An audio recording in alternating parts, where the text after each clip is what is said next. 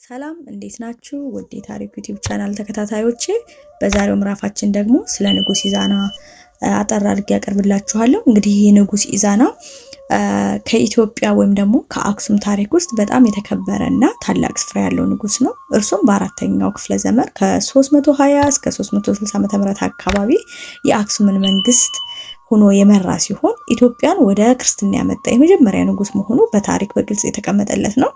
ኢዛና በመጀመሪያ ዘመኑ እንደ አባቶቹ የባዕድ አምልኮት እምነት የሚከተል ነበረ። ነገር ግን በኋላ በመነኩሴው በፈሪማንጦስ አባ ሰላማ ከሳቴ ብርሃን ትምህርት ምክንያት ክርስትናን ተቀብሎ እንዲሁም እምነቱን እንደ መንግስታዊ ሃይማኖታዊ አውጇል።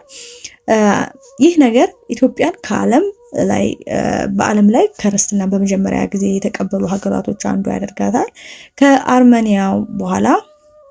ከአርመኒያም በኋላ በጣም ቀድሞ ንጉስ ኢዛና ብቻ በሃይማኖት ሳይሆን በፖለቲካም በወታደራዊ ኃይል ዘርፍ እጅግ የታወቀ መሪ ነበረ።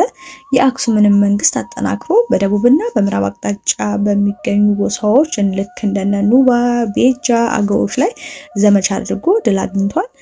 እነዚህን ድሎች በድንጋይ ሐውልቶች ላይ በግዕዝ፣ በግሪክ እና በሳብኛ ቋንቋ አስመዝግቧል። ይህም ኢትዮጵያዊ በዓለም ታሪክ ውስጥ በጽሁፍ የተመዘገበ ጥንታዊ መንግስት መሆኑን ያሳያል። በተጨማሪም ኢዛና ያበጀው ሳንቲም ላይ መጀመሪያ የነበረው የፀሐይና የጨረቃ ምልክትን አስወግዶ መስቀልን በማስገባቱ የክርስትና እምነትን በግልጽ መቀበሉን ያሳያል። ስለዚህ ንጉስ ኢዛና ኢትዮጵያን ከአማልክት ዘመን ወደ ክርስትና ያሻገረ መንግስት፣ በኃይልና በእምነት የሚያጠናከረ ታላቅ ንጉስ እንደሆነ በታሪክ ተመዝግቦለታል ማለት ነው። ስለዚህ ንጉስ ኢዛና ባጭሩ ይሄ ነው።